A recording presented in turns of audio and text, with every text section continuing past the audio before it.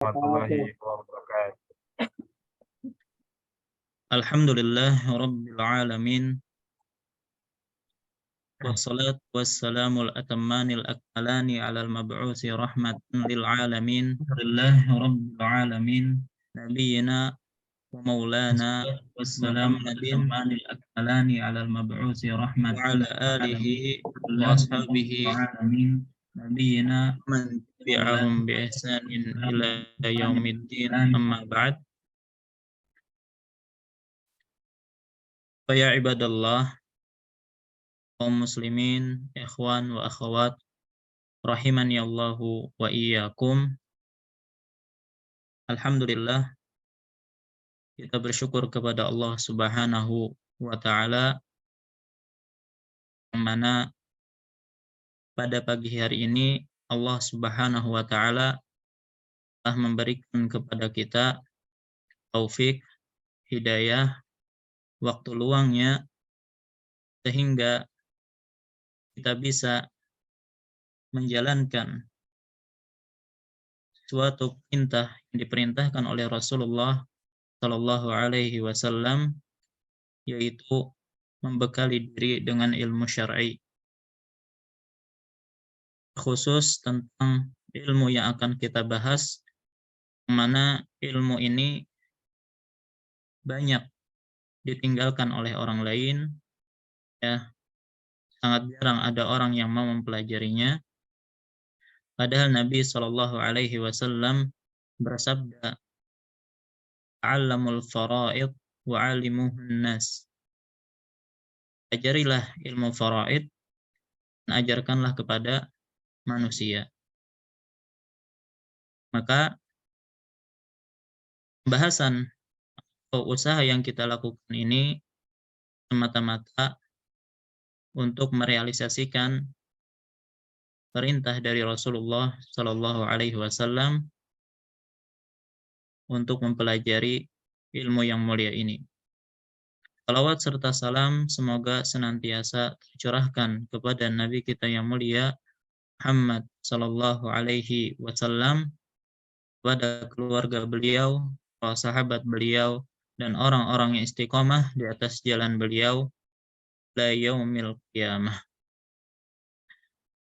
Maka insya Allah untuk pertemuan perdana ini kita akan membahas tentang pengantar ilmu waris, sebelum nantinya kita akan memasuki secara detail terkait bagaimana menghitung warisan, ya, penyelesaian kasus-kasus warisan, yang semoga dengan pengantar ilmu ini akan memudahkan kita untuk nanti masuk ke inti dari ilmu ini. Perlu diketahui pertama,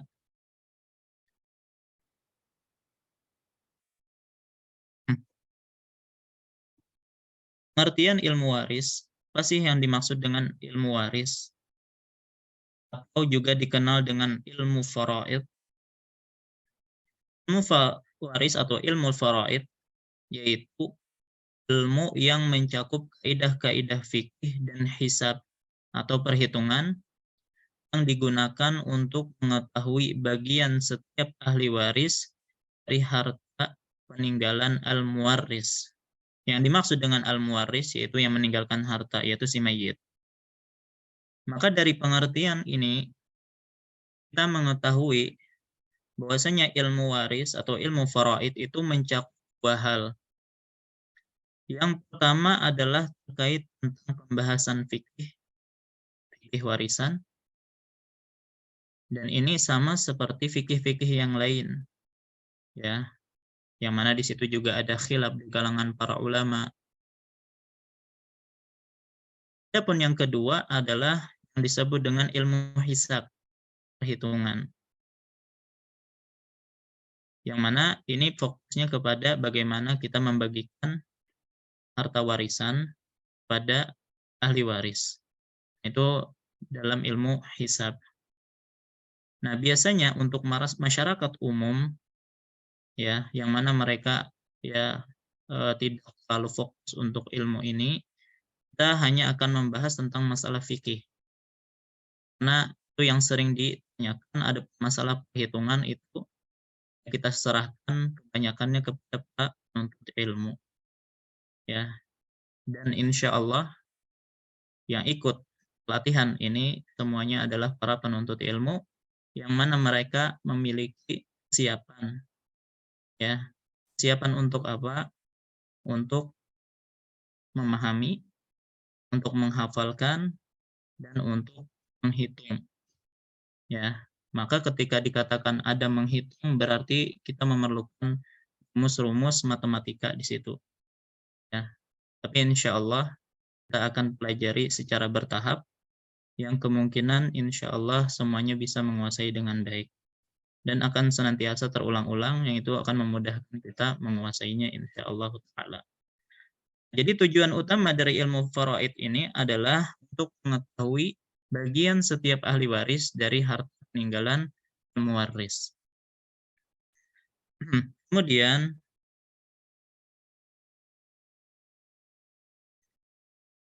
keutamaan dari ilmu faraid. Kenapa kita mempelajari ilmu faraid? Apa sih keutamaannya? Apa sih urgensinya? Bisa juga. Pertama, ilmu waris itu merupakan bagian dari agama. Dan ini perkara yang tidak kita ragukan sama sekali. Ilmu waris itu merupakan bagian dari agama. Ya, karena Rasulullah SAW bahkan Allah Subhanahu wa taala sendiri itu menjelaskan pembagiannya di dalam Al-Qur'an. Rasulullah SAW menyuruh kita agar membagikan warisan sesuai dengan syariat Allah. Maka tidak diragukan lagi bahwasanya ilmu waris itu merupakan bagian dari agama. Maka menuntut ilmu faraid itu sama saja dengan menuntut ilmu agama. Maka berlakulah keutamaan-keutamaan ya dalam menuntut ilmu agama ketika kita menuntut ilmu faraid. Kemudian di antara keistimewaan keutamaan ilmu faraid, Allah Subhanahu wa taala sendiri yang menjelaskan ilmu waris ini di dalam Al-Qur'an. Bahkan penjelasan dalam Al-Qur'an terkait masalah ilmu waris ini sangat detail. Ya. Antum bisa buka sendiri di dalam surah An-Nisa ayat 11, kemudian ayat 12 dan ayat terakhir dari surah An-Nisa itu menjelaskan tentang bagian-bagian warisan.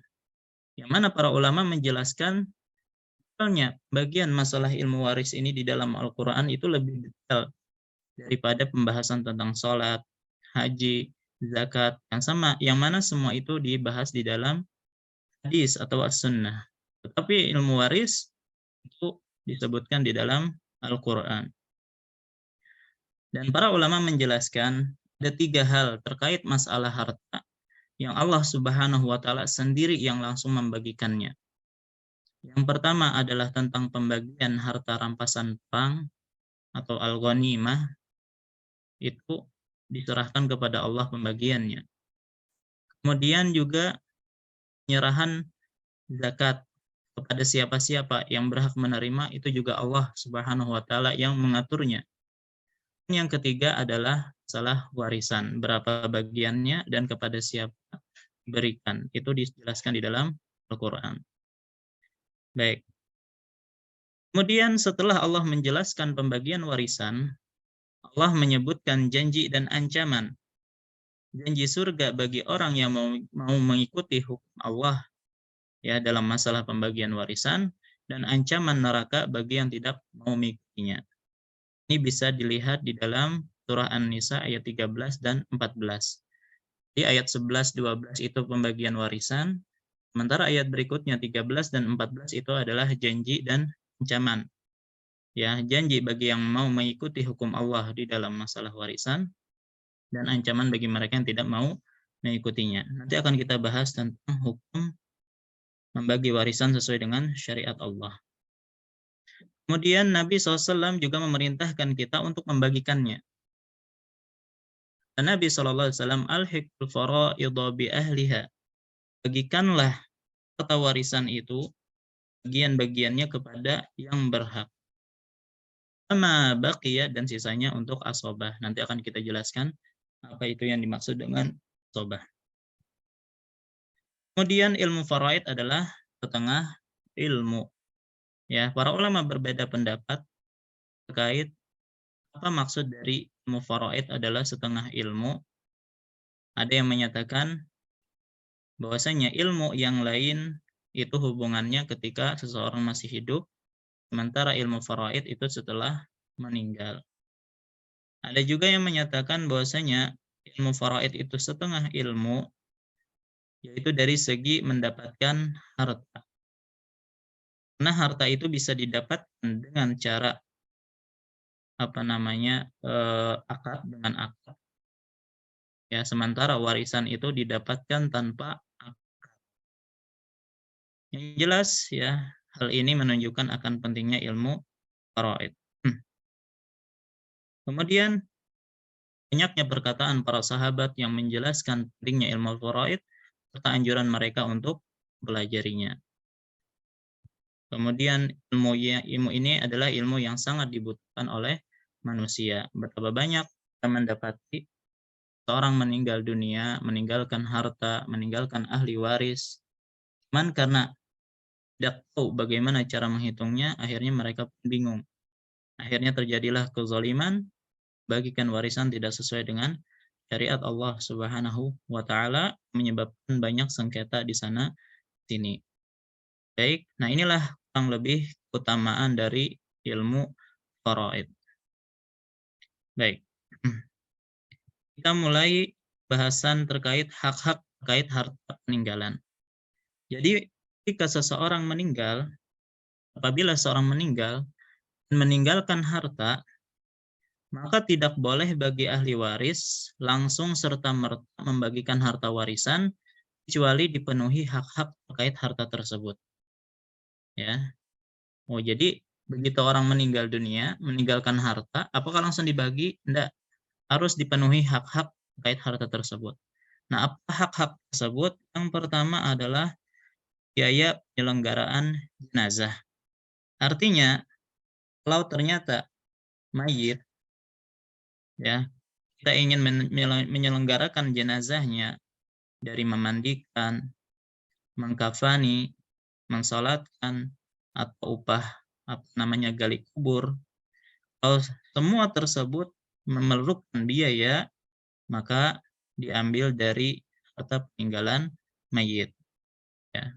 Walaupun boleh misalnya ada pihak-pihak tertentu yang ingin menyumbang penyelenggaraan jenazah, boleh, tidak mengapa. Tapi kalau tidak ada yang menyumbang, tidak ada jalan lain kecuali dengan mengambil dari harta peninggalan mayit. Ya. Baik. Setelah penyelenggaraan jenazah, bayar hutang mayit. Artinya kalau mayit selama hidup itu pernah berhutang, ya, dan hutang ini macam-macam bentuknya ya. Ada hutang kepada manusia, ada hutang agama.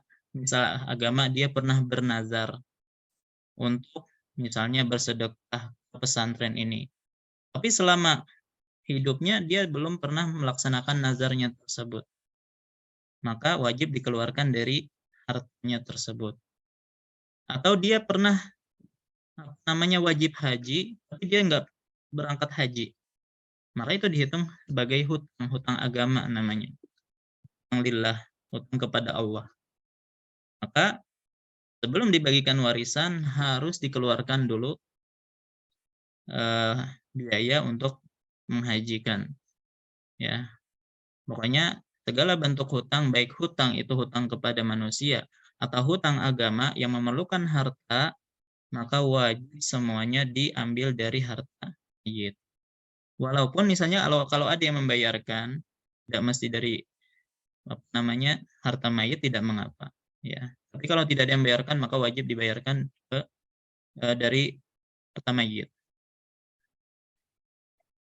Jadi jangan dibagi dulu sebelum dibayarkan hutang, karena mendapati banyak kasus orang-orang membagikan harta warisan sementara mayit masih memiliki hutang. Nah, itu tidak diperbolehkan. Jadi wajib dibayarkan bahkan kalaupun sampai menghabiskan harta warisan tersebut.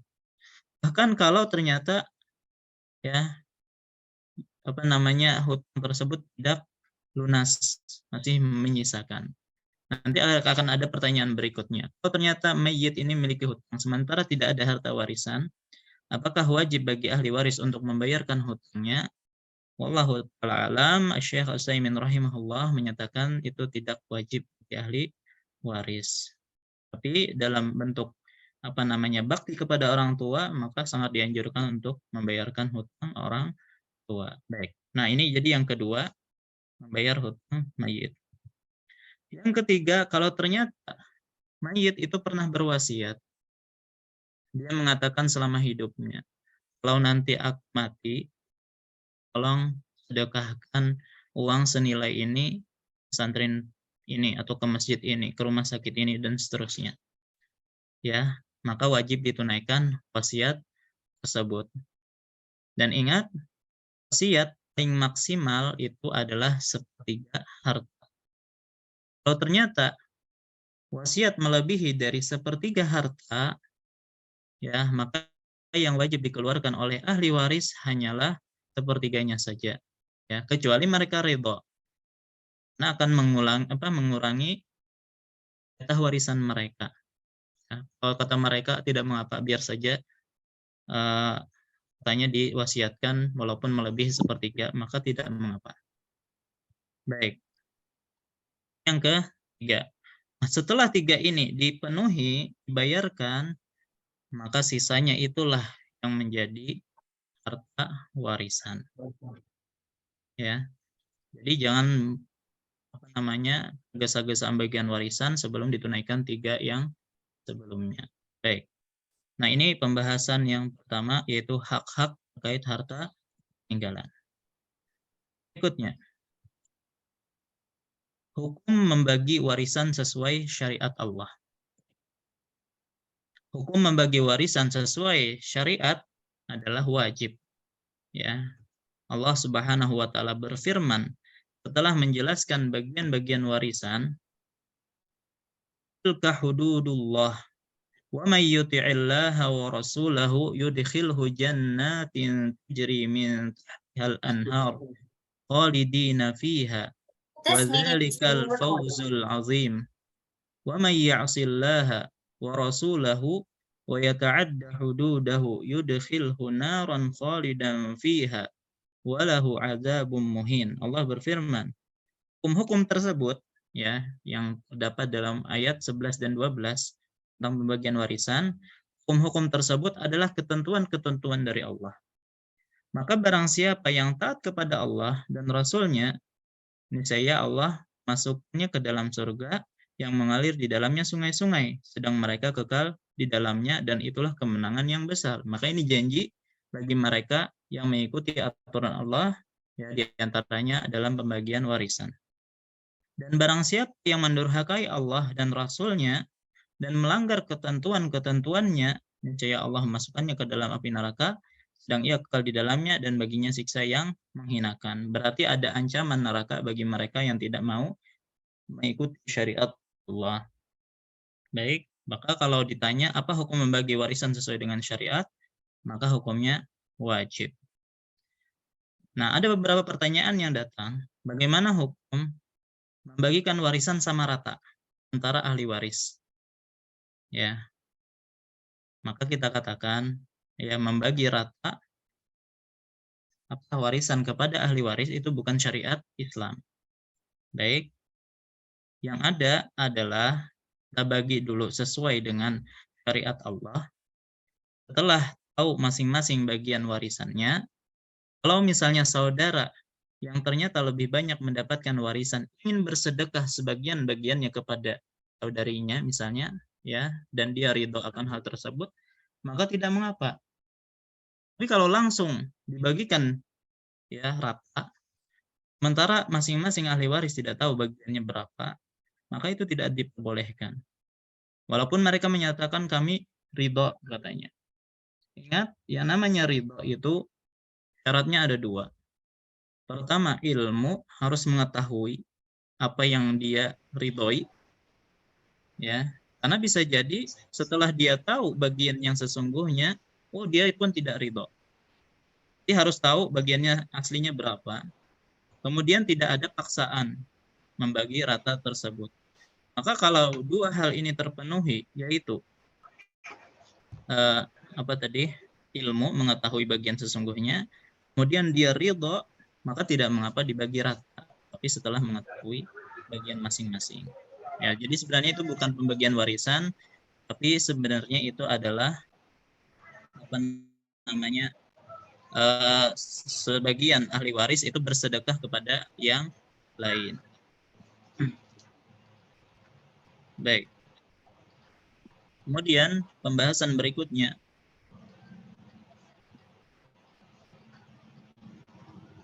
tentang perpindahan harta dari orang tua ke anak. Perpindahan harta dari orang tua ke anak. Jadi perpindahan harta dari orang tua ke anak itu macam-macam bentuknya. Pertama ada yang disebut dengan nafkah. Ya. Nafkah yaitu kewajiban orang tua yang diberikan kepada anaknya. Ya. Adapun besarannya itu sesuai dengan kebutuhannya. Dan ingat, nafkah itu tidak mengurangi jatah warisan. Ya, nafkah tidak mengurangi jatah warisan. Jadi misal ada 3 orang anak, yang mana satu anak itu dia sakit, memerlukan biaya yang banyak. Sampai akhirnya dia membutuhkan banyak biaya, mengurangi harta orang tuanya. Maka ketika orang tuanya meninggal, ya, sebagian saudara mengatakan, kamu sudah banyak menghabiskan harta orang tua, jadi kamu tidak berhak mendapatkan warisan, katanya. Atau warisannya dikurangi. Maka kita katakan itu tidak dibenarkan. Karena nafkah, kalau memang dia membutuhkan, maka itu tidak mengurangi jatah warisan. Ya. Jadi nafkah itu tidak ada besaran yang tertentu, tapi dikembalikan ke atau sesuai dengan kebutuhan. Baik. Kemudian yang kedua, sistem perpindahan harta dari orang tua ke anak adalah yang disebut dengan hibah atau hadiah. Yang mana hibah dan hadiah ini pemberian dari orang tua, tapi di luar kebutuhan. Kalau nafkah tadi itu kan sesuai dengan kebutuhan. Tapi kalau hibah ataupun hadiah itu di luar kebutuhan.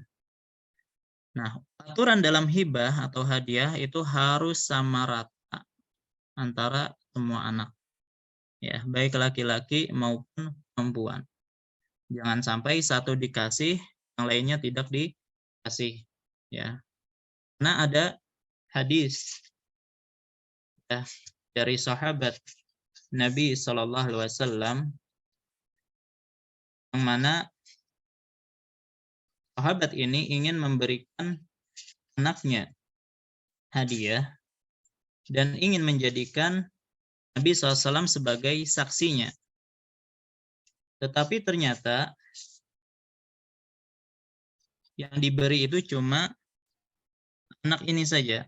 Maka kata Nabi SAW, apakah engkau memiliki anak yang lain? Maka dia menjawab, iya, aku memiliki anak yang lain. Kemudian dia bertanya, apakah anak yang lain juga diberikan sebagaimana anakmu ini? Dia menjawab, tidak. Ya, maka kata Nabi SAW, pergilah, ya, aku tidak mau menjadi saksi kezaliman. Ini menandakan bahwasanya yang namanya hibah atau hadiah itu harus sama rata. Baik. Nah, sahabat yang mulia tadi adalah bernama Bashir, ya, yang mana dia membawa Nu'man kepada Nabi SAW, mana dia ingin berikan Nu'man dia. Maka Nabi pun bertanya kepada Bashir, apakah engkau memberikan semua anak bagaimana yang engkau berikan kepada Nu'man? Maka dia menjawab tidak. Maka kata Nabi SAW, jangan jadikan aku sebagai saksi, karena aku tidak mau menjadi saksi perbuatan yang zalim. Ya, jadi yang namanya hibah itu harus sama rata antara anak. Kemudian yang ketiga adalah pembahasan warisan. Nah, jadi adapun warisan itu sesuai dengan kadar yang ditentukan di dalam syariat. Jadi anak ulangi, pindahan harta dari orang tua ke anak ada 3. Ada yang disebut nafkah, besarannya itu sesuai dengan kebutuhan. Jadi antara satu anak dengan anak yang lain itu tentunya berbeda sesuai dengan kebutuhan masing-masing. Adapun yang kedua adalah hibah dan hadiah. Nah, ini berian di luar kebutuhan, maka harus dibagi sama rata antara anak. Nah, begitu juga untuk hibah diberikan ketika orang tua masih hidup dan dalam keadaan sehat. Nah, kalau hibah itu diberikan setelah kematian, itu bukan hibah lagi namanya, akan tetapi disebut dengan wasiat. Ya. Baru pembagian warisan yang ini pembagiannya jelas di dalam Al-Qur'an, ya, tidak boleh ditambahi dan juga tidak boleh dikurangi. Baik. Nah, ini pembahasan berikutnya. Warisan itu sifatnya otomatis. Nah, apa yang dimaksud dengan warisan sifatnya otomatis? Pertama, konsekuensinya warisan itu tidak bisa dibatalkan. Seperti aja misalnya ada anaknya yang mungkin ya tidak baik dengan orang tua, durhaka kepada orang tua, maka akhirnya kata sang ayah, ya aku tidak ingin memberikan warisan kepada anak ini. Maka itu tidak bisa ya. Yang namanya warisan itu otomatis. Dan masalah warisan kita sebutkan tadi itu semuanya dikembalikan kepada Allah. Ya, mana ulangi, warisan itu haknya Allah dalam membagikan. Ya, ketika seorang meninggal dunia sudah warisannya langsung berpindah kepada ahli warisnya ya dari anak-anaknya dan seterusnya. Jadi tidak bisa dibatalkan. Begitu juga yang namanya warisan itu tidak memandang usia dan pekerjaan. Jangan sampai misalnya seseorang punya anak kecil, masih bayi, kemudian ada yang sudah berkeluarga, maka yang berkeluarga ini menyatakan, ya aku lebih berhak mendapatkan warisan. Kenapa? Karena itu adekku itu masih kecil, tidak perlu harta dan seterusnya. Maka kita katakan bahwasanya yang namanya warisan itu tidak memandang usia. Jadi seorang meninggalkan 3 anak laki-laki misalnya. Satunya ya sudah berkeluarga, satunya masih sekolah dan satunya masih TK misalnya. Maka ketika dia sama-sama anak laki-laki, maka wajib hartanya itu ya sama rata antara anak laki-laki ini. Tidak memandang usianya. Begitu juga tidak memandang pekerjaan. Taruhlah kalau misalnya yang paling tua bekerja, yang kedua juga bekerja, sementara yang ketiga pengangguran misalnya. Kemudian dia mengatakan yang pengangguran ini, kan kalian kaya saja, kalian sudah punya pekerjaan, sementara aku pengangguran, maka akulah yang berhak mendapatkan warisan. Maka jawabannya tidak bisa seperti itu. Kenapa? Nah, warisan otomatis dan warisan itu kembalikan kepada pembagian yang Allah Subhanahu wa taala sudah atur. Jadi manusia tidak bisa mengatur dalam masalah bagian warisan ini. Maksudnya pada siapa diberikan dan berapa porsi masing-masing itu sudah diatur oleh Allah Subhanahu wa taala. Baik, juga tidak memandang bakti atau durhaka. Ya, misalnya anaknya berbakti kepada orang tua, sementara satunya durhaka. Akhirnya yang durhaka itu tidak diberi atau lebih sedikit daripada yang berbakti, maka itu tidak dibenarkan. Nah, karena sekali lagi pembahasan tentang warisan itu diserahkan kepada Allah Subhanahu wa taala. Ya, begitu juga misalnya ada suami yang mungkin menelantarkan istrinya. Ya. Kemudian ketika sang istri meninggal ternyata istri punya harta. Apakah suami dapat warisan dari istrinya? Maka selama masih ada hubungan suami istri, ya hubungan pernikahan antara dua ini, maka dia tetap mendapatkan warisan. Baik.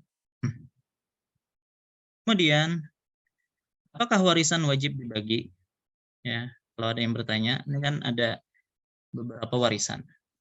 Ada rumah, ada tanah, dan seterusnya. Apakah warisan tersebut wajib dibagi? Baik. Apabila semua ahli waris dewasa dan sepakat untuk tidak membagi warisan, maka boleh. Baik, ingat apa yang dimaksud dengan tidak membagi warisan di sini? Maksud tidak membagi warisan, jadi misalnya ada tanah, ya, bidang tanah. Yang mana itu warisan dari ayah mereka ada bertiga misalnya. Sudah? Yang mana kita tahu masing-masing dari mereka mendapatkan sepertiga. Ya, karena semua anak laki-laki. Jadi secara bagiannya pastinya sudah tahu. Ya. Bukan maksudnya itu ya, bukan maksudnya ini sepertiga, sepertiga, sepertiga, enggak. Bukan itu yang dimaksud membagikan. Maksudnya adalah tidak dibagikan, diserahkan harta tersebut. Ya, mungkin dipecah sertifikat dan seterusnya. Nah, ini yang kita pertanyakan, apakah boleh tidak dipecah sertifikat biar jadi satu aja tetap yang dimiliki oleh mereka bersama? Maka kita jawab boleh, selama mereka semuanya dewasa. Dewasa di sini berarti balik, berakal, ya, dan juga paham tentang nilai harta. Maka mereka bersepakat tidak usah dibagi, tidak mengapa. Ya. Baik, ini yang pertama. Kalau ada ternyata di antara ahli waris yang belum dewasa, masih anak kecil, atau ada orang gila, ya, maka bagiannya itu wajib disimpan. Ya, jadi disimpan, diamankan, jangan sampai harta tersebut hilang, apalagi hilang atau berkurang dan seterusnya. Yang jelas wajib dijaga. Nanti diserahkan kapan? Setelah dia dewasa.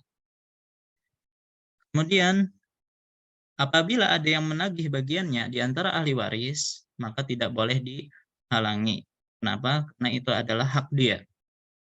Yang sering terjadi adalah ibu, ya, karena dia masih hidup, ya, biasanya dialah yang sering menghalangi pembagian warisan. Bahkan ketika anaknya sangat memerlukan harta tersebut, maka kata ibu, ketika anaknya menagih, belum mati, kata ibu. Ya, maka ini tidak diperbolehkan. Berarti ibu itu zalim kepada anaknya. Kenapa? Karena anak tersebut memiliki hak di situ. Apalagi dia miskin, perlu harta. Ya, maka ibu tidak boleh menghalangi pembagian warisan. Ya, baik. Kemudian, bolehkah membagi warisan sebelum kematian pemilik harta? Ya, jadi ada kasus, ya, seorang yang sudah tua, kemudian dia mengumpulkan anak-anaknya, seraya menyatakan, untuk A kamu dapat ini, misalnya rumah di sini, untuk B kamu di sini, C di sini, ya, kamu mobil atau kamu tanah misalnya. Jadi dibagi seperti itu, sementara dia masih hidup. Apakah boleh seperti itu? Maka kita rinci. Pertama, harta dibagi dengan maksud untuk diserahkan ke seluruh anak ketika pembagian. Jadi langsung diserahkan pada waktu itu juga. Misalnya engkau mendapatkan ini langsung diserahkan. Engkau mendapatkan ini langsung diserahkan. Ya. Maka ini pun ada dua keadaan. Orang tua, ya, pemilik harta tadi, dalam keadaan sehat ketika dia membagikan tadi. Maka status harta tersebut adalah hibah. Ya, jadi kalau dibagi sebelum meninggal berarti itu hibah. Selama dia masih sehat, langsung diserahkan harta tersebut kepada anak.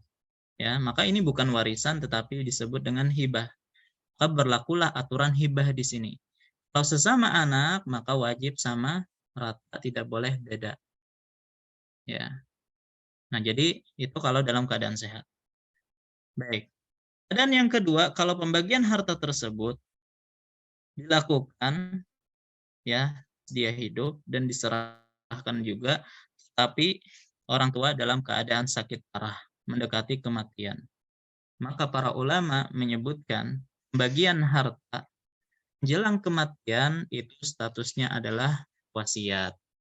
Sementara wasiat, ya, sebagaimana sabda Nabi SAW, wasiyata liwarisin. Tidak ada wasiat untuk ahli waris. Nah, jadi kalau dibagikan ketika sakit parah, maka itu hukumnya wasiat dan bukan warisan. Ya. Dan wasiat itu tidak boleh diberikan kepada ahli waris. La wasiyata liwarisin, kata Nabi SAW, tidak boleh diberikan wasiat kepada ahli waris. Baik. Nah, ini kondisi yang pertama, jadi membagikan warisan yang langsung diserahkan pada saat itu juga. Kalau orang tua dalam keadaan sehat, maka statusnya itu hibah, sah selama apa? selama dibagi dengan sama rata. Tapi kalau ternyata dalam keadaan dalam keadaan sakit parah, maka itu statusnya adalah wasiat, dan wasiat tidak boleh diberikan kepada ahli waris, maka tidak sah pembagian tersebut. Terus yang kedua, warisan dibagi dengan maksud untuk diserahkan setelah orang tua meninggal. Jadi dibagikan sebelum meninggal, tapi nanti ketika ayah meninggal, ya kamu nanti ngambil ini, ngambil ini, ngambil ini. Ya, sudah dibagikan. Apa hukumnya? Maka para ulama menyebutkan bagian ini tidak sah. Karena ini statusnya wasiat, dan wasiat tidak sah untuk ahli waris. Ya, karena yang dimaksud dengan wasiat itu adalah penyerahan harta yang digantungkan dengan kematian. Jadi penyerahan harta yang digantungkan dengan kematian itu masuknya adalah wasiat.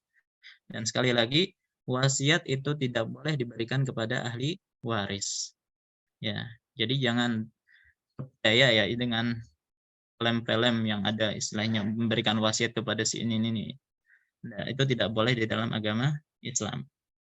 Baik, berarti wasiat itu pertama, sepertiga paling maksimal dan diberikan kepada selain ahli waris. Baik.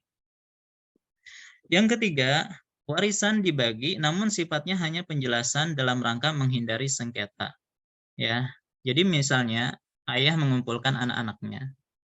Nanti ketika ayah meninggal, tolong warisan ayah itu dibagi dengan sesuai syariat Allah. Kalau mau, ya ini kan ada 3 anak misalnya, berarti sama rata. Jadi kamu rumah yang A, rumah B, rumah C yang sama hartanya. Nah, hal tersebut dibolehkan, tapi dengan syarat porsi harus sesuai dengan syariat. Dan yang kedua, memungkinkan terjadi perubahan sesuai kondisi yang ada. Misalnya, sang ayah sudah membagikan ini. Tapi ketika ayah meninggal, ternyata hartanya berkurang. Ya, disebabkan mengobati ayah misalnya, yang waktu itu sedang sakit. Maka pembagian yang disebutkan sebelumnya itu tidak berlaku lagi. Kenapa? Karena kondisinya berbeda dari yang disebutkan sebelumnya. Jadi, yang ketiga ini dibagi, cuman hanya penjelasan dalam rangka menghindari sengketa. Yang mana ini pun tidak mengikat. Ini cuma anjuran yang disebutkan oleh orang tua, kalau mau bagi ya seperti ini. Ya, jadi harus sesuai dengan syariat, dan bisa jadi ya bisa berubah sesuai dengan kondisi yang ada. Jadi ini sebenarnya yang bagian ketiga ini lebih kepada pesan moral. Ya, tolong nanti dibagikan sesuai dengan syariat Allah gitu kan, hanya pesan dari sang ayah kepada anak-anak mereka, anak-anaknya gitu ya, biar tidak ada sengketa. Walaupun nanti jika meninggal, nanti tetap disesuaikan sesuai dengan kondisi yang ada. Baik, nah ini pembagian sebelum kematian. Baik, pembahasan berikutnya, bolehkah menunda pembagian warisan? Ya, jadi ahli waris sepakat untuk menunda pembagian warisan nanti saja aja, karena mungkin tidak butuh dan seterusnya. Maka apa hukumnya? Sama ingin Anda sebutkan di sini ya, kaidah semakin cepat bagian warisan itu dilakukan, maka sengketa itu semakin bisa diredam. Ya, kita memang mendapati ketika ada yang meninggal, kemudian ahli waris ingin bagikan warisan, itu biasanya ada sengketa dan seterusnya. Ya, artinya sebelum pasca kematian saja, ya mungkin hanya beberapa waktu berlalu itu sudah ada sengketa. Bagaimana kalau tidak langsung dibagi, ya kemudian ditinggalkan begitu saja? Itu yang menjadi sengketa kapan anak cucu mereka. Betapa banyak ya sengketa terjadi antar sepupu, ya antar paman dan seterusnya, disebabkan karena pembagian warisan yang senantiasa tertunda. Dan anak sering mendapati kasus ini. Jadi berapa banyak kasus yang masuk anak yang ditanyakan, semuanya adalah sebabkan karena menunda-nunda pembagian warisan sampai ada yang meninggal di antara ahli waris sudah, belum juga dibagikan. Yang mana akan berpindah bagiannya kepada anaknya. Yang menyebabkan anak-anaknya dan anak-anak saudaranya, sepupunya ya, menjadi ribut. Ya, berapa banyak kasus warisan itu menyebabkan sengketa atau perkelahian antara saudara, ya, bahkan sampai bunuh-bunuhan, ya, disebabkan karena pembagian warisan, apalagi kalau ditunda. Ya, jadi kaidah semakin cepat pembagian warisan dilakukan, maka sengketa semakin bisa diredam. Baik. Adapun menunda pembagian warisan, pertama disebabkan hutang mayit belum lunas. Ya, jadi alasan kenapa menunda pembagian warisan karena memang ada hutang mayit yang belum lunas. Maka ini memang wajib ditunda, ya, karena kita katakan sebelumnya tidak boleh bagi ahli waris untuk bagikan warisan sebelum hutang dilunasi, ya. Jadi kalau alasan pertama ini justru wajib untuk ditunda, tidak boleh langsung dibagikan. Maka ini tidak mengapa. Kemudian yang kedua, penundaan pembagian jatah masing-masing ahli waris. Ya, maka asalnya ini tidak boleh kecuali ada uzur. Seperti apa? Kalau ada ahli waris yang statusnya masih menggantung. Jadi gini, maksud menggantung itu ulama sepakat bahwasanya bayi yang ada dalam kandungan ibunya ketika sang ayah meninggal itu merupakan ahli waris. Anak ulangi, bayi yang ada dalam kandungan ibu, ya, ketika ayahnya meninggal, istrinya hamil, maka anak yang ada dalam perut ibunya itu adalah ahli waris. Nah, sementara kita tidak tahu ketika keluar anak ini pertama apakah hidup ataukah meninggal. Ya kan? Kalau hidup maka mengurangi jatah ibunya. Ibunya menjadi 1/8 karena sebagai istri. Kalau dia meninggal dalam keadaan meninggal, maka istri dapat 1/4. Ya. Maka di sini tidak bisa mengetahui jatah ahli waris yang lain, ya, seperti istrinya, nanti ibunya dan seterusnya. Maka tidak mengapa dalam hal ini ditunda karena memang kita tidak tahu status bayi ini nanti lahir dalam keadaan hidup ataukah meninggal. Kemudian kita tidak tahu apakah laki-laki ataupun perempuan. Ya, walaupun sekarang kan ada USG ya. Walaupun USG juga kan terkadang tidak akurat 100% ya. Kemudian bisa kembarkah atau satukah? Ya, itu mempengaruhi bagian ahli waris yang lain. Atau contoh yang lain, misalnya kalau ternyata ada di antara ahli waris yang itu hilang, nggak tahu kemana, nggak pulang-pulang. Sementara kita nggak tahu apakah dia masih hidup atau sudah meninggal. Kalau dia masih hidup, maka akan memberi pengaruh pada bagian ahli waris yang lain. Ya, kalau dia meninggal begitu juga akan memberi pengaruh pada yang lain. Maka ketika ada uzur seperti itu, maka tidak mengapa ditunda pembagian jatah masing-masing sampai jelas status ya ahli waris yang kita sebutkan tadi. Baik. Nah, jadi pembagian itu ada yang pembagian jatah masing-masing, bulan setengah, bulan 1/4, bulan 1/8 ya. Itu maksudnya penundaan pembagian jatah masing-masing. Adapun yang ketiga, penundaan penyerahan harta warisan kepada masing-masing ahli waris ya. Jadi bagian porsinya sudah tahu, fulan sekian persen dari rumah ini, fulan sekian persen dari tanah ini. Cuman untuk penyerahan harta tersebut kepada masing-masing ahli waris itu tertunda. Kenapa? Ya, karena yang namanya properti kan tidak langsung terjual, bahkan mungkin sampai bertahun-tahun tidak juga terjual. Maka terpaksa itu untuk ditunda bagiannya. Maka ini adalah hal yang wajar, ya. Kalau duit kan langsung bisa dibagi, ya. Sementara kalau rumah itu perlu proses, ya, penjual dan pembelinya itu tidak mesti langsung ada, bahkan bisa bertahun-tahun. Maka kalau penundaan seperti ini tidak masalah, ya. Nah, jadi hukum asalnya ya sebaiknya untuk warisan itu segera dibagikan. Ya, tapi kalau sebabnya adalah hutang mayit belum lunas, maksudnya gini ya. Kalau misalnya mayit ini diketahui pernah berhutang, cuman kita tidak tahu siapa orangnya yang berhutang darinya, kita pun berusaha untuk mencari dan itu membutuhkan waktu. Maka selama belum dibayarkan hutangnya, maka tidak mengapa ditunda pembagian warisannya. Kedua, kemudian penundaan pembagian jatah masing-masing ahli waris, simpulan setengah, seperempat. Itu ya tidak boleh ditunda kecuali ada uzur. Seperti ada ahli waris yang statusnya masih menggantung tadi. Kemudian penundaan penyerahan harta warisan kepada masing-masing ahli waris, dan ini perkara yang wajar, dan itu rata-rata yang terjadi di mana-mana, karena menunggu lakunya seperti yang ada. Baik. Pembahasan berikutnya. Kait masalah harta gono gini. Ya. Harta gono gini adalah harta gabungan antara dua orang atau lebih yang masing-masing memiliki andil dalam mewujudkan harta tersebut. Nah, inilah harta gono gini yang benar pengertiannya, atau harta bersama yang benar. Ya.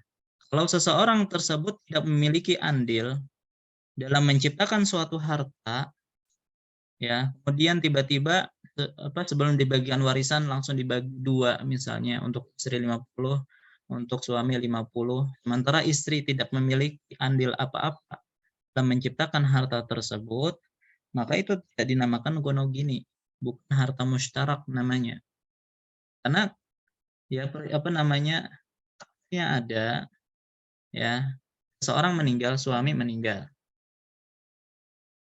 Kemudian sebelum dibagikan warisannya, dibagi dua dulu hartanya, 50% untuk istri, baru 50%-nya itu yang menjadikan harta warisan. Sekarang yang menjadi pertanyaan, ya, alasan apa istri tersebut dari awal mendapatkan 50%?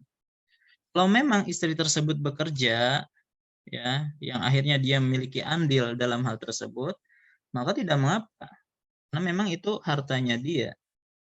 Tapi kalau memang tidak ada andil apa-apa, kemudian tiba-tiba dibagi 50%, ya maka itu tidak dinamakan harta gono gini yang betul. Ya, baik.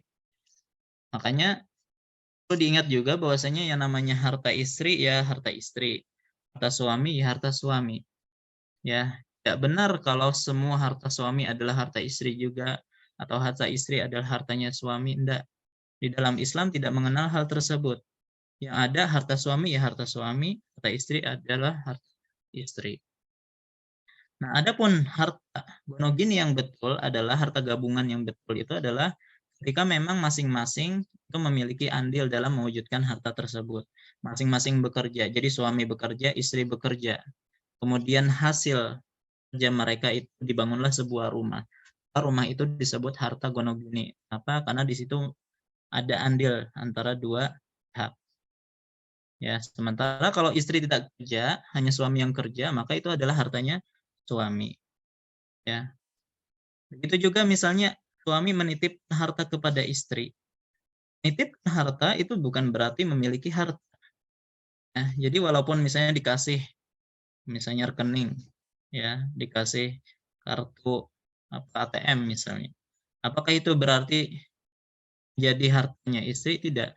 Selama suami ya tidak menegaskan bahwasanya itu hadiah untuk istrinya, maka pada hukum asalnya itu adalah hartanya suami. Maka ya kita harus jelas, ini kita kasih emas kepada istri kita kasih ATM kepada istri kita. Apakah itu hanya sebatas titipan ataukah pemberian? Kalau titipan maka itu masih statusnya harta suami. Kalau itu sudah pemberian hadiah untuk istri, maka itu adalah harta istri. Ya. Nah, jadi ketika meninggal ada harta gono gini yang mana keduanya memiliki andil dalam harta tersebut, bagaimana cara membagikan warisannya? Misal suami istri bekerja dan hasil kerja mereka digunakan untuk membangun rumah, maka yang dilakukan adalah bagaimana pembagian harta tersebut apabila salah satu dari keduanya meninggal dunia? Jawabannya, harta tersebut harus dipisahkan terlebih dahulu sesuai dengan porsi masing-masing. Jadi tidak langsung dibagi 50-50. Nah, ya sebagaimana yang biasaannya itu tidak mungkin istri punya andil 50 sebagaimana suami mendapatkan memiliki andil 50. Pasti ada yang lebih antara satu dengan yang lain. Ya, biasanya suami itu lebih banyak andilnya di situ. Ya, jadi diperkirakan, oh dikira-kira ini bagian suami dari rumah ini 70%. Sementara istri cuma 30%. Jadi kalau pertama kita usahakan hitungan pastinya berapa. Ya, ini 70, 30, 60, 40. Ya. Kalau tidak tahu hitungan pastinya ya secara perkiraan saja, hitungan kasar saja. Oh, ini dikira-kira karena ini lebih banyak bekerja daripada ini. Oh, kurang lebih ini 70%, ini 30%, atau ini 75%, 25%. Jadi perkiraan kasar seperti itu. Kalau akhirnya tidak bisa juga, nggak tahu sama sekali ini berapa, bagian ini, bagian itu, ya maka kembali kepada jalan damai atau yang disebut dengan sulh. Ya, jadi ahli waris itu bersepakat udah berarti punya suami itu sekitar 40 atau 60, untuk ibu 40 misalnya. Itu disebut dengan sulh, disesuaikan dengan kondisi yang ada. Kalau itu juga tidak bisa ditempuh, ya maka biasanya pergi ke pengadilan, dan setahu Ana pengadilan itu langsung membaginya 50-50. Ya wallahu a'lam. Yang jelas yang 50-50 itu sudah langkah terakhir kalau memang sudah tidak diketahui berapa masing-masing dari harta tersebut. Baik. Ini secara ringkas terkait masalah harta gono ini. Baik. Berikutnya, status harta yang muncul setelah kematian. Jadi selama hidup harta ini nggak ada. Semati, ya orang itu meninggal, baru muncul harta tersebut. Misalnya apa? Uang pensiunan misal. Ya kan? Dan uang pensiunan itu ada dua macam. Ada uang yang diberikan sekali ketika selesai masa pengabdian, ya, atau yang disebut dengan pesangon, ya, atau ketika dia meninggal kan langsung diberikan uang pensiunan tersebut. Sekarang uang tersebut apa statusnya? Maka para ulama menjelaskan statusnya adalah harta warisan. Kenapa? Karena itu hasil kerjanya mayit. Ya, maka dibagi sesuai dengan aturan warisan.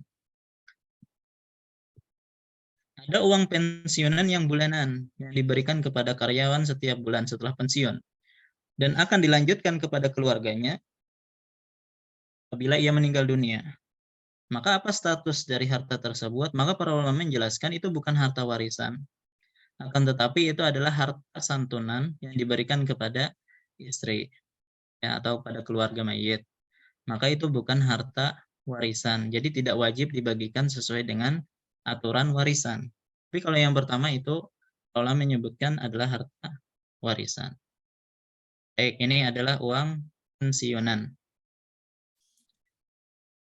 Kemudian ada harta yang disebut simpanan kematian. Yang mana simpanan kematian ini diambil dari potongan gaji setiap bulan. Jadi setiap bulan karyawan ini dipotong gajinya, simpan untuk simpanan kematian. Nah, ini jelas adalah harta warisan. Kenapa? Karena ini harta mayit yang diambil. Ya, munculnya setelah dia mati, ya, dia meninggal dunia. Maka ini adalah harta warisan, maka wajib dibagi sesuai dengan aturan warisan. Kemudian santunan asuransi dari negara. Maka statusnya bukan harta warisan, karena asuransi ini kan seperti santunan juga kepada keluarga mayit. Kemudian uang ganti rugi karena pembunuhan. Jadi misalnya, kalau ternyata negara itu memberikan ganti rugi ketika ada karyawan yang terbunuh misalnya, maka statusnya adalah harta warisan.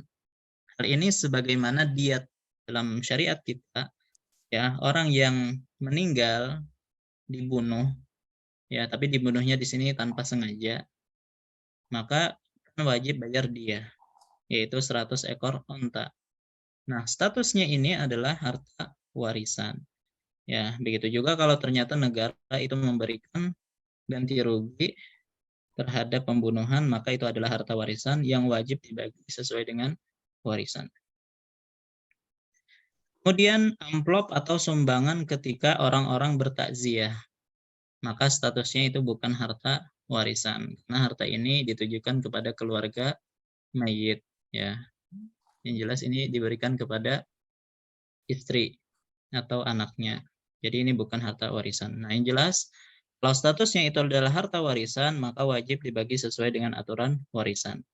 Kalau itu bukan warisan seperti santunan, maka tidak wajib dibagikan sesuai dengan warisan, tetapi sesuai dengan tujuan untuk siapa harta tersebut diberikan. Kalau itu untuk keluarga, maka untuk keluarganya. Baik. Yang berikutnya, macam-macam harta warisan dan metode bagiannya. Harta warisan itu ada dua macam bentuknya. Ada yang harta liquid, yang mudah dibagi seperti uang, ya maka langsung bisa dibagi sesuai dengan porsi masing-masing.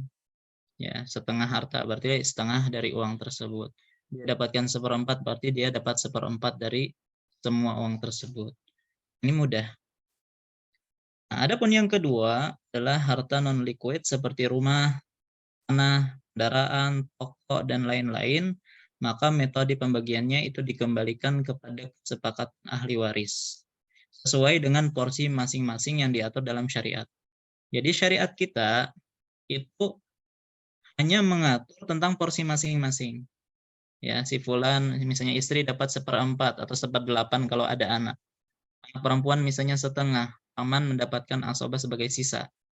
Ya, itu saja yang diatur oleh syariat. Sekarang harta warisan itu ada rumah, ada toko, ada tanah, ya. Maka bagaimana kita membaginya? Maka ahli waris berunding. Ya, pertama bisa jadi semua properti ini kita jual saja. Ya, biar jadi harta liquid, jadi harta uang, ya. Maka langsung bisa dibagi sesuai dengan bagian masing-masing. Atau mereka bersepakat gini saja, ya. Aku dapat kata sang istri ya, aku dapat 1/8. Kalau dikira-kira ya, ini tanah ini ya harganya sekitar 1/8 seluruh harta. Maka bagaimana kalau anak ya aku mengambil tanah ini. Kemudian yang lain, wah kalau kata anak perempuan aku ingin mengambil rumah ini karena bagianku adalah setengah dan harta mayit ya kalau dijumlah-jumlahkan harta rumah ini insya Allah pas saja setengah ya diperkirakan gitu kan. Nah, jadi boleh seperti itu. Jadi bisa dijual, dibagikan dengan uang, bisa juga dengan satu ngambil ini, satu mengambil itu. Baik, misalnya ada yang ingin mengambil rumah, tapi ternyata bagian dia tidak sama, lebih kecil dari harga rumah tersebut. Maka dia pun membeli bagian saudaranya. Ya sudah, sini aku tebus bagianmu dari rumah ini, engkau keluar dari rumah, aku yang memiliki rumah semuanya. Itu juga boleh. Ya, jadi untuk masalah harta yang seperti rumah, tanah dan seterusnya itu sebenarnya lebih lebih bebas bagiannya selama sesuai dengan porsi masing-masing yang diatur di dalam syariat. Ya, baik. Nah, ini sangat sering ditanyakan, bagaimana kalau si fulan meninggalkan ini. Bagaimana cara membaginya? Maka kita katakan dikembalikan kepada mereka, diwaris bagaimana bagusnya, ya. Dan itu sudah tidak mengapa, artinya sah saja dalam pembagian warisan, ya. Dan itu lebih mudah dan sangat bisa menghindarkan sengketa. Baik. Kemudian rukun warisan. Rukun warisan itu ada 3.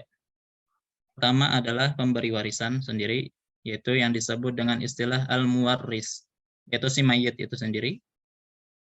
Ada ahli waris yang disebut dengan al-waris, dan harta warisan atau yang disebut dengan al-maurus.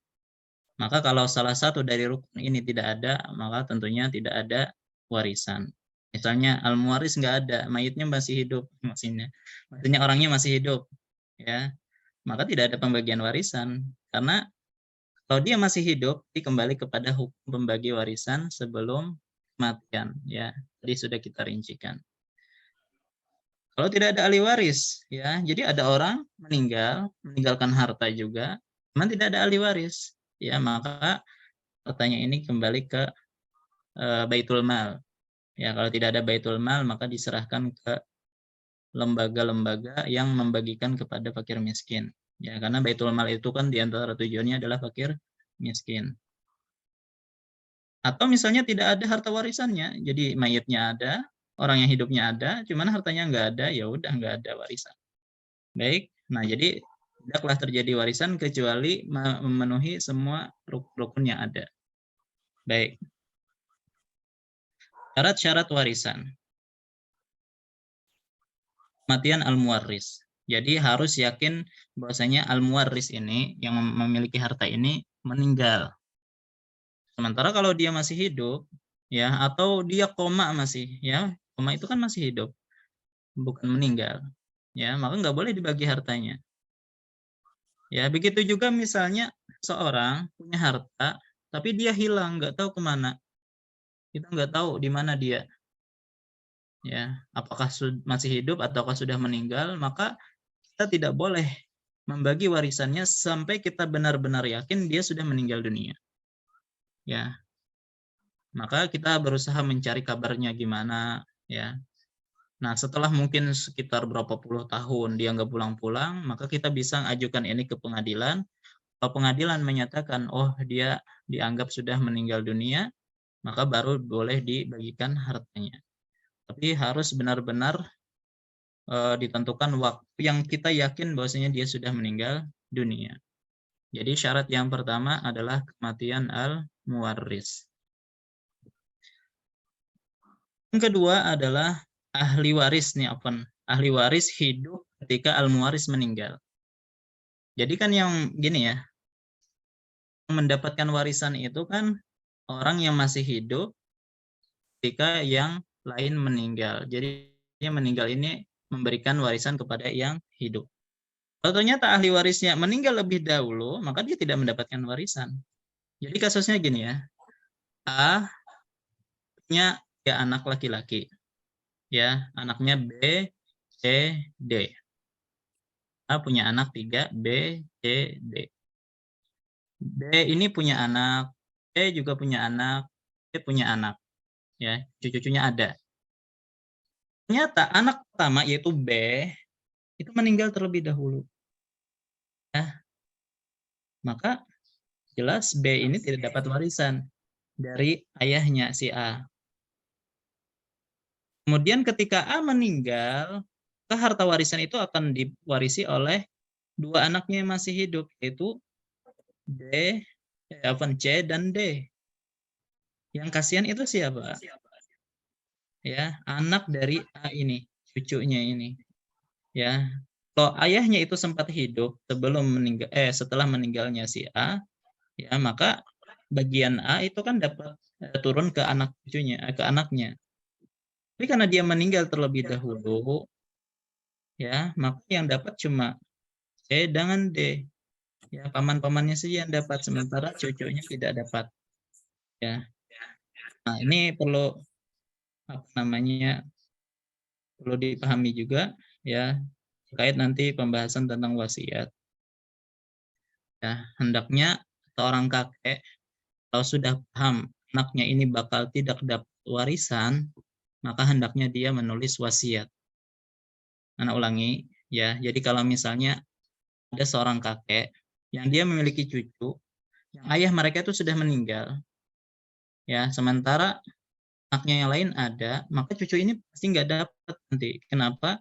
Karena terhalang oleh anak menghalangi cucu. Maka dalam kondisi seperti ini sudah atau kakek sudah mulai menulis wasiat untuk cucunya biar dia dapat sesuatu. Ya, walaupun dalam pengadilan itu ada aturan khusus dalam masalah ini yang disebut dengan wasiat wajibah. Nanti kalau ada kesempatan kita bahas insyaallah taala. Baik. Syarat yang ketiga, ketahui adanya sebab warisan. Ya.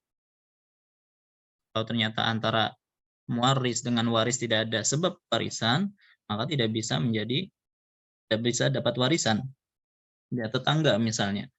Tidak bisa kita masukkan ke list sebagai ahli waris karena tidak ada sebab warisan. Karena tetangga itu bukan sebab warisan. Nah, apa saja sebab warisan tersebut? Sebab-sebab warisan itu ada 3. Pertama, nasab. Nasab itu adalah hubungan darah, ya. Nah, nanti nasab itu terbagi menjadi 3, ada yang turunan, anak, cucu. Kemudian ada usul nenek moyang seperti ayah, ibu, kakek, nenek, ya. Kemudian yang samping, saudara, sepupu, saudara keponakan. Kemudian ke samping lagi paman, sepupu. Nah, mereka itu ahli waris disebabkan karena nasab. Nanti kita akan sebutkan di akhir tentang siapa saja ahli waris. Yang kedua disebabkan pernikahan. Ya, A menikah dengan B. A meninggal, B dapat warisan dari A sebagai istri misalnya. Jadi suami dapat warisan dari istrinya yang meninggal, atau istrinya mendapatkan warisan dari suaminya yang meninggal. Apakah disyaratkan? Sebabkan karena pernikahan ini harus berhubungan terlebih dahulu, ya, atau hanya sebatas akad. Taruhlah sah kata pengulu, ya, si fulan melakukan akad menikahi si fulanah, kemudian dinyatakan sah oleh pengulu. Kemudian saking senangnya, ya, meninggal misalnya si A ini. Apakah istrinya yang belum sempat diapa-apai oleh dia itu mendapatkan warisan? Maka jawabannya iya, karena statusnya sudah sebagai istri. Ya, nah ini sebab yang kedua, pernikahan. Adapun sebab yang ketiga yang disebut dengan wala, ya, dan ini ya tidak ada lagi zaman sekarang. Wala ini dimaksud adalah pembebasan budak. Misalnya Muhammad membebaskan seorang budak. Ketika budak ini bebas jadi orang merdeka, dia bekerja, punya harta, kemudian budak ini meninggal dunia dan tidak ada ahli waris dari nasabnya, dari pernikahannya, maka orang yang membebaskan itu berhak mendapatkan warisan. Nah, itu yang disebut dengan wala. Ya, tapi sekarang kan tidak kita dapati lagi hamba sahaya. Baik. Ini sebab-sebab warisan. Baik, bagaimana dengan istri yang ditalak? Ini Ana sengaja khususkan. Jadi tadi kan di antara sebab warisan itu kan pernikahan. Sekarang bagaimana istri yang ditalak? Apakah dia mendapatkan warisan? Kita tahu bahwasanya talak itu kan ada yang namanya talak raj'i yang masih bisa rujuk, yaitu talak 1 dan talak 2. Baik.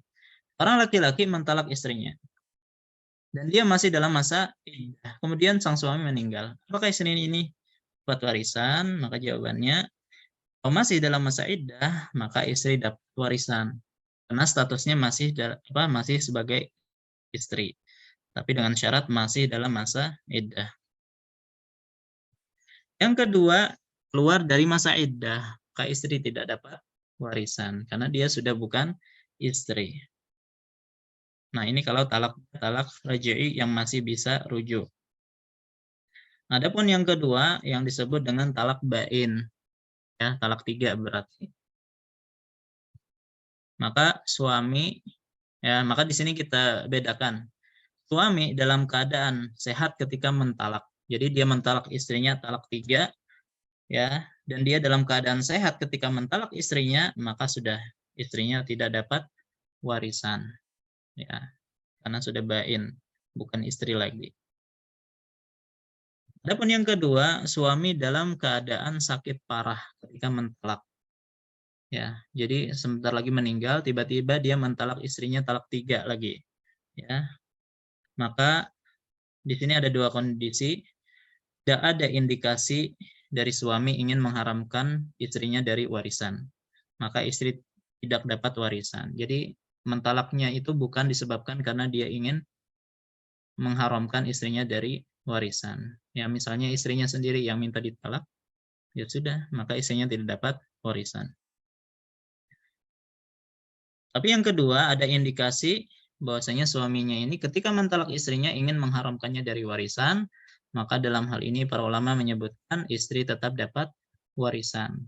Ya, indikasi tersebut ya dilihat dari kondisi yang ada.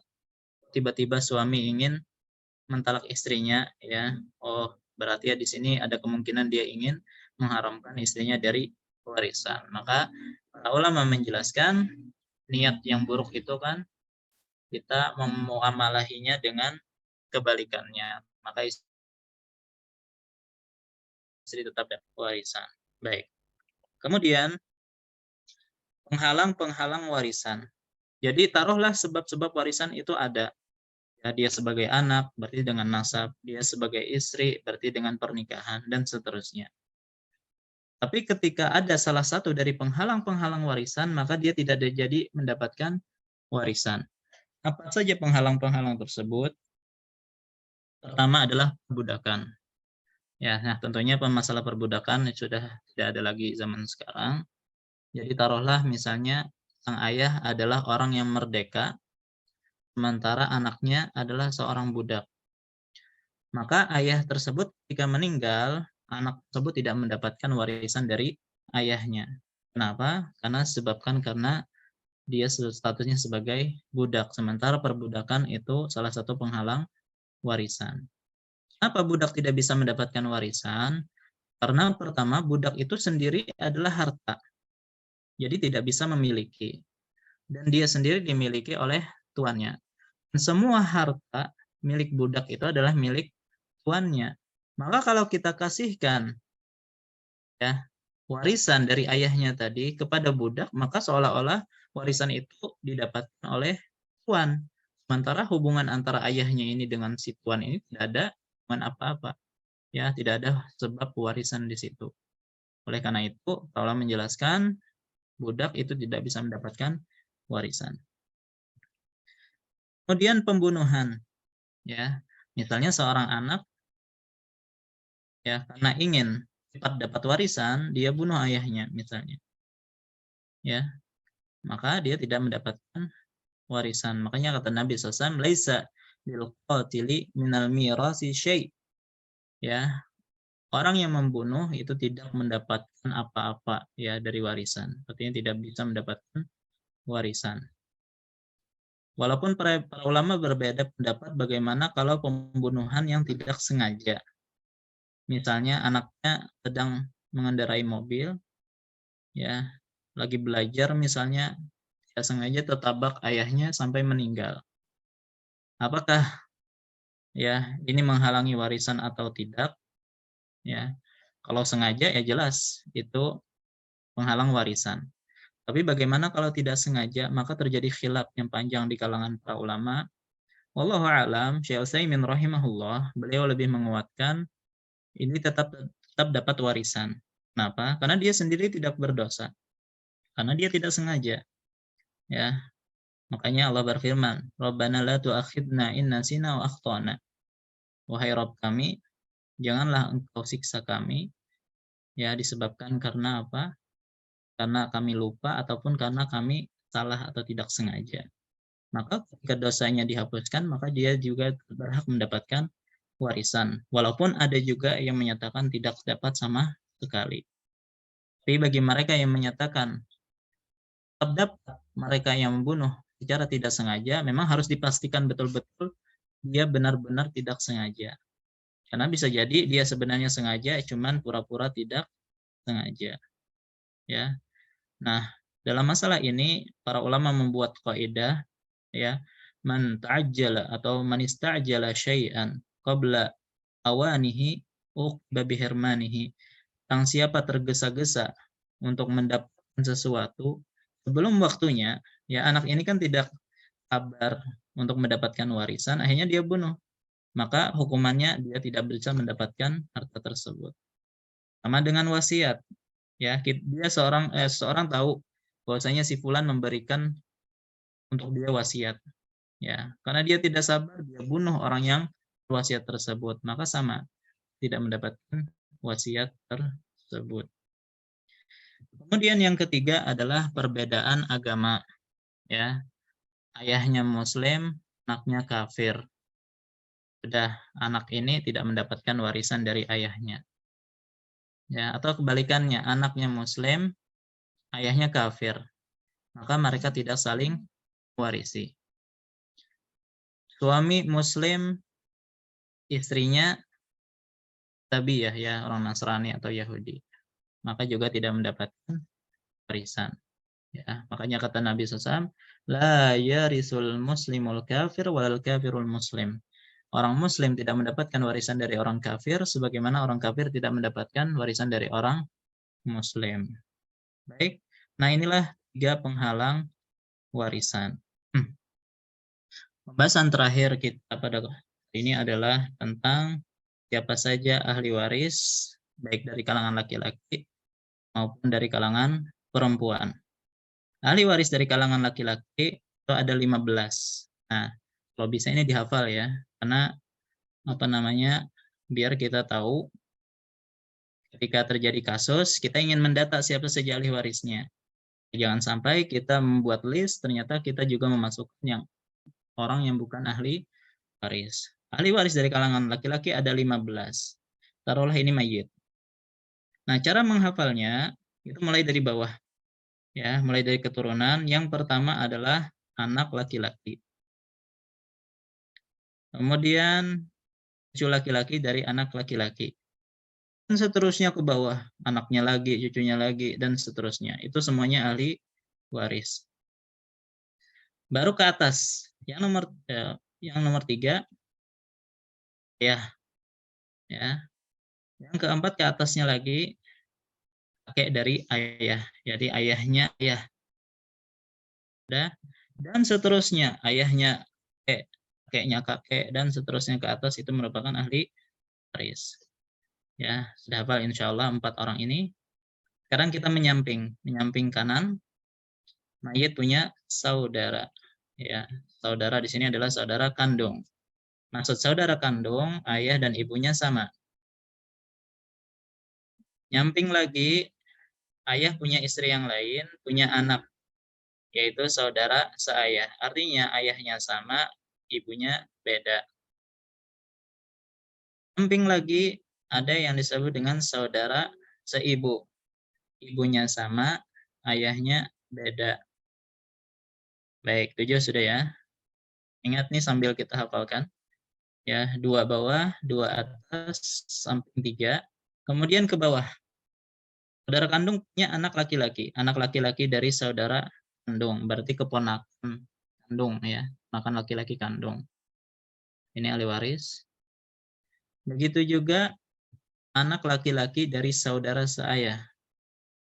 Ya, begitu juga ke bawahnya, cucunya, anak cucunya, dan seterusnya itu ahli waris semua. Nah, cuman untuk saudara seibu, anaknya itu bukan ahli waris. Jadi yang ke bawah itu cuma 2, saudara kandung dengan saudara seayah. Oke, kan? Ya, ini 9 sudah. Sekarang kita mau nyamping kiri, yaitu paman kandung, berarti saudara kandung ayah. Paman kandung. Atau saudara seayahnya ayah, atau yang disebut dengan paman seayah. Jadi ayah punya saudara seayah. Menurut mayit, itu adalah paman seayah. Jadi semua yang kita sebutkan ini, ya, binisbati lil mayyit. Ya, kita sandarkan kepada mayit. Anak laki-lakinya mayit. Cucu laki-laki dari anak laki-lakinya mayit. Saudara kandungnya mayit. Paman kandungnya mayit. Paman seayahnya mayit. Saudara mayit, dan seterusnya. Kemudian ke bawah, jadi paman kandung, paman seayah, ke bawahnya berarti anak laki-laki dari paman kandung, berarti sepupu kandung. Sepupu kandung. Itu juga anak laki-laki dari paman seayah, ya, atau sepupu seayah. Ya. Nah, ini 13 disebabkan karena nasab.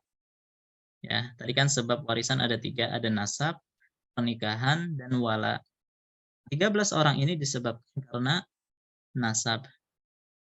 Adapun yang disebabkan pernikahan itu ada satu, yaitu suami. Ingat, ini semuanya dari kalangan laki-laki ya.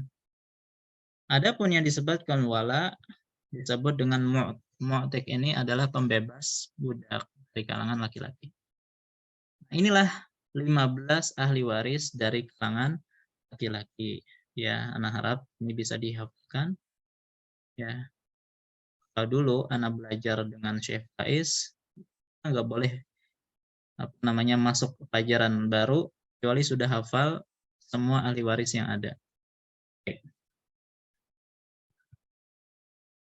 Kemudian ahli waris dari kalangan perempuan itu ada 10, ya. Sama dari mayit, kita ke bawah dulu ya. Pertama adalah anak perempuan. Ke bawahnya lagi cucu perempuan dari anak laki-laki. Nah, ini sengaja Anda sebutkan anak laki-laki di situ karena cucu perempuan yang merupakan ahli waris itu hanya dari anak laki-laki. Sementara cucu dari anak perempuan itu bukan ahli waris. Ya. Baik. Kemudian ke atas. Ibu itu ahli waris. Atasnya lagi nenek dari ibu. Kemudian nenek dari ayah. Nah, ini hebatnya nenek ya. Kalau kakek yang merupakan ahli waris itu hanya dari pihak ayah. Kakek hanya dari pihak ayah saja yang merupakan ahli waris. Tapi kalau nenek, ya, dua-duanya dapat baik dari pihak ibu maupun pihak ayah. Dua-duanya ahli waris. Baik, ini 5 sudah ya. Jadi di bawah 2, atas 3. Kemudian nyamping, saudari kandung. Ya, berarti sama ayah dan ibunya dengan mayit. Kemudian ada saudari seayah. Berarti ayahnya sama, ibunya beda. Begitu juga ada saudari seibu, ibunya sama, ayahnya beda. Ya. Nah, 8 orang ini ya disebabkan karena nasab. Adapun yang disebabkan pernikahan adalah istri, dan yang disebabkan wala adalah mu'tiqah atau wanita yang membebaskan budak. Nah, inilah 10 ahli waris dari kalangan perempuan. Jadi kalau dari laki-laki 15, dari perempuan 10, maka total ahli waris baik dari kalangan laki-laki dan perempuan adalah 25 orang. Ya. Baik, nanti untuk slide ini nanti Anda share insyaallah ke Pak Anas Rusli ya, insyaallah nanti Ya, mungkin insyaallah. beliau nanti yang men-share ke lain. Baik, nah inilah pembahasan kita. Ya, terima kasih barakallahu fikum, jazakumullahu khairan. Baik, untuk sisa waktu mungkin ada yang ditanyakan, Anda persilahkan. Ya, baik, jazakallahu khairan kepada Ustadz Abdul Bar. Silakan Bapak Ibu sekalian kalau mungkin ada yang mau ditanyakan. Silakan.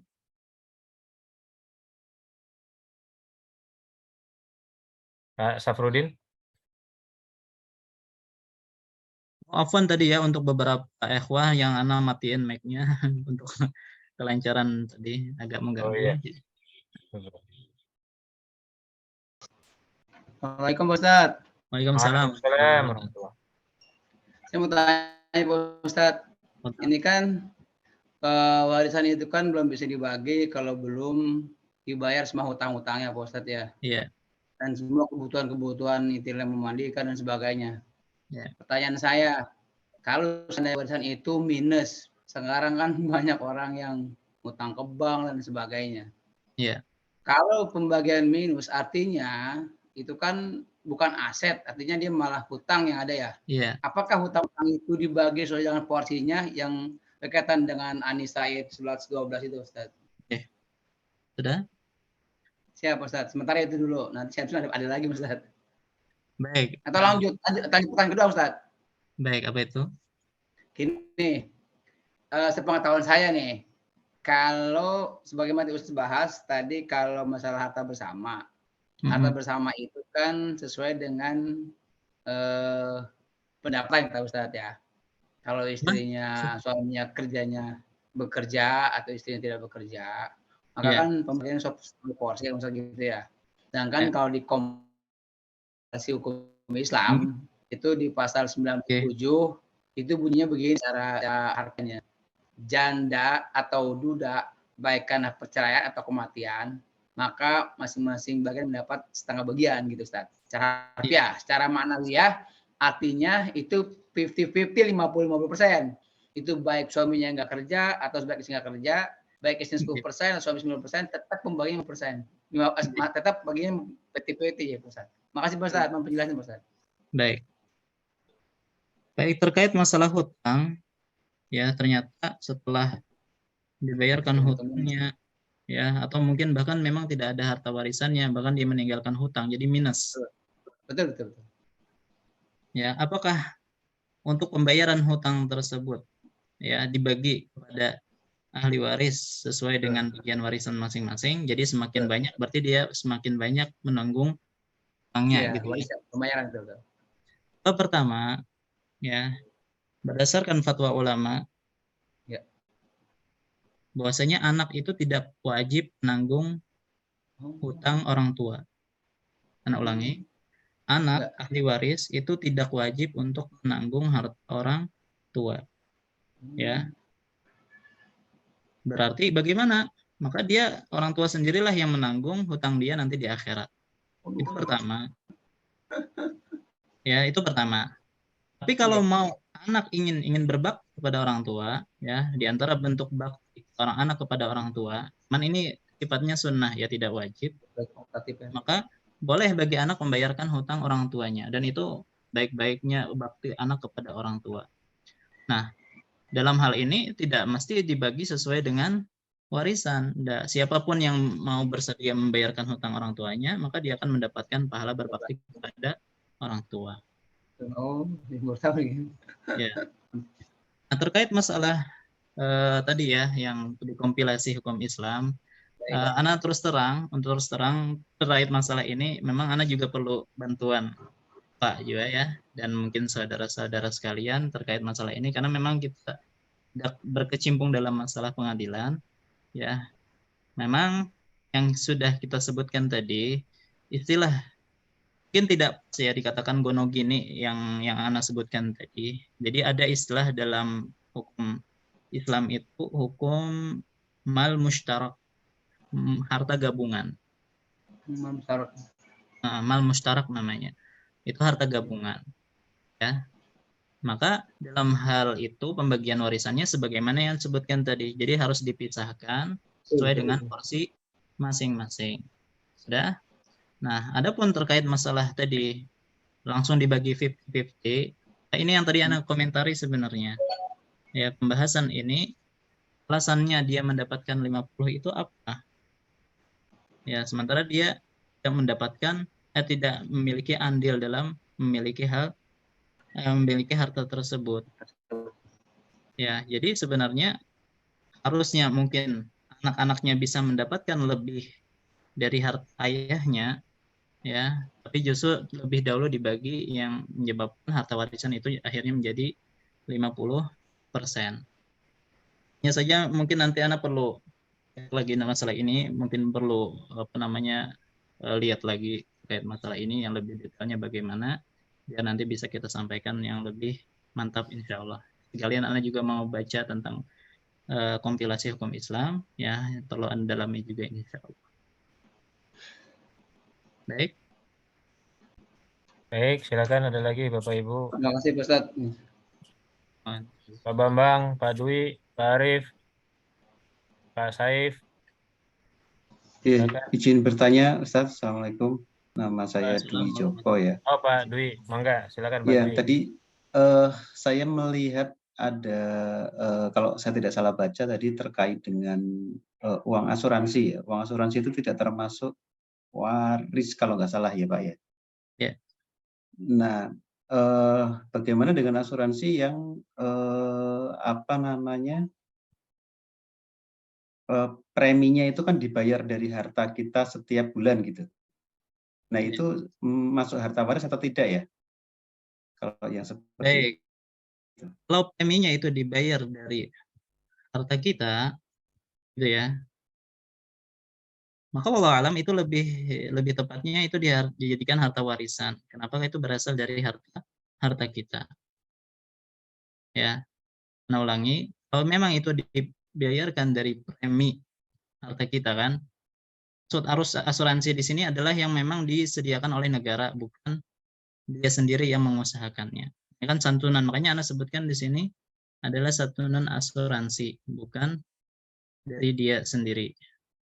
Oh, oke. Ya, Jadi Allah. misalnya kayak kecelakaan yang santunannya dari jasara harja begitu ya, itu berarti bukan harta waris maksudnya ya kalau seperti itu ya, Ustaz. Tapi Ya, kalau yang preminya kita bayar dari harta kita, misalnya kita meninggal, berarti uang santunan dari asuransi itu menjadi harta waris begitu ya, Ustaz ya? ya, seperti itu Iya, loh. keren, Ustaz. Matur nuwun, Ustaz. Ya, sama. Ya, Baik, terima Pak Anas, ini sampai jam berapa kita nih? Ustaz, ada sampai waktu jam berapa? 15 menit lagi atau 10 menit? Ini udah azan, Mas. Udah, Chan? Oh, ya udah. Baik-baik. Ya udah. Kalau nggak ada lagi kita sudah ya, karena Ya, gini saja. Jadi Gimana, gini gimana? saja. Bagi bapak-bapak dan ibu-ibu sekalian yang mungkin punya pertanyaan yang tidak sempat kita bahas sekarang, silahkan mengirimkan pertanyaannya ke Pak Anas. Ya, Oh, iya. nanti mungkin Pak Anas mengasih ke Ana. Ya, nanti Ana usahakan bisa menjawab semuanya. Oh iya, insya Allah.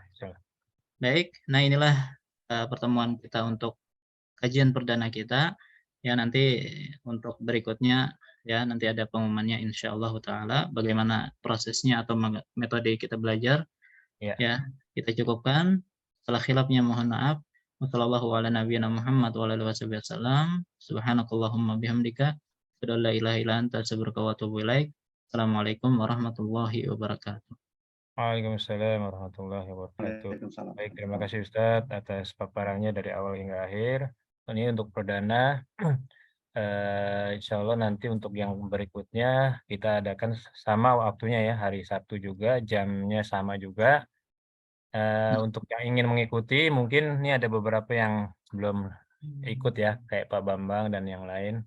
Nanti bisa info ke saya, ini gimana teknis dan sebagainya. Baik, itu aja mungkin dari saya. Mudah-mudahan pertemuan perdana ini bisa membuka wawasan kita, bisa membuka semangat kita untuk terus mengikuti ini hingga akhir 6 bulan ke depan. Dan jangan lupa tadi itu yang harus dihafal, sehingga nanti pertemuan kedua kita sudah hafal dan bisa melangkah ke pertemuan berikutnya, dan seterusnya. Baik, itu aja. Ini, oh ya, satu lagi. Buku ini kita panduannya adalah menggunakan buku Mudah Menghitung Warisan ya, yang sudah diterjemahkan oleh Ustadz Abdul Bar. Jadi nanti yang belum punya bisa pesan ya, bisa ke Ustadz atau ke saya. Ini mungkin tadi baru dibahas beberapa lembar, jadi kalaupun kelewat atau tidak kurang lengkap dari paparan ini bisa dibaca juga dari buku itu. Itu aja mungkin dari saya. Terima kasih atas kehadiran Bapak Ibu semua, juga terutama untuk narasumber Ustadz Abdul Bar, dan saya mohon maaf atas mungkin kekurangan dan ketidaksiapan tadi ada kelambatan ya, kita setengah jam. Mudah-mudahan pertemuan berikutnya kita bisa lebih sempurna lagi dalam pelaksanaannya. Baik, kita tutup bersama-sama dengan istighfar, astagfirullah, dan doa kafaratul majelis. Subhanakallahumma wa bihamdika asyhadu an la ilaha illa anta astaghfiruka wa atubu ilaik. Wa afu minkum. Assalamualaikum warahmatullahi wabarakatuh. Waalaikumsalam warahmatullahi wabarakatuh. Waalaikumsalam. Jazakallah Ustaz dan semua Bapak Ibu. Baik, kita tutup ya.